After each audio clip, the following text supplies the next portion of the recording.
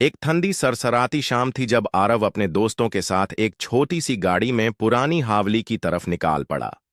हावली एक सुनसान जंगल के बीच था जिसे लोग वीरानी महल कहते थे। सुना था वहां से अजीबोगरीब आवाजें आती हैं और कई लोग वहां गए तो वापस नहीं आए।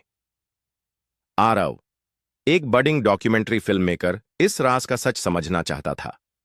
कैमरा, टॉर्चेज और कुछ स्नैक्स लेकर वो चार दोस्तों के साथ हवेली के दरवाजे तक पहुंचा। दरवाजा पुराना था, जंजीरें जंगाल के पावधों से लपटी थी। जब उन्होंने अंदर कदम रखा, हवेली की हवा अलग ही महसूस हुई। सन्नाटा इतना गहरा था कि अपनी सांसें भी तेज लग रही थी। दीवार पर पुराने पेंटिंग्स, कभी महाराजाओं का शान दिखाते थे, अब धुंध में लपटे थे। अचानक एक पुरानी डायरी मिली लाइब्रेरी के एक कोने में। उसमें लिखा था, मैं राजकुमारी मीरा इस हावली में कैद हूं। मेरे अपने ही मुझे जिंदा दीवार में चुनवा गए।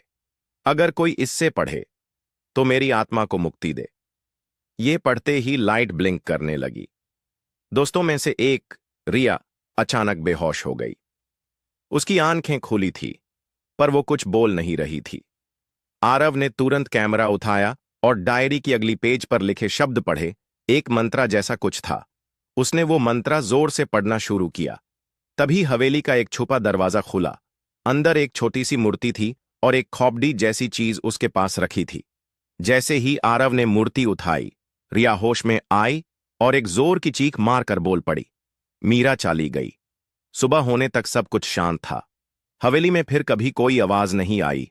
आज भी आरव वो डॉक्यूमेंट्री दिखाता है जिसमें उसने सिर्फ इतना कैप्शन दिया, कभी कभी सच दिखाई नहीं देता, महसूस होता है।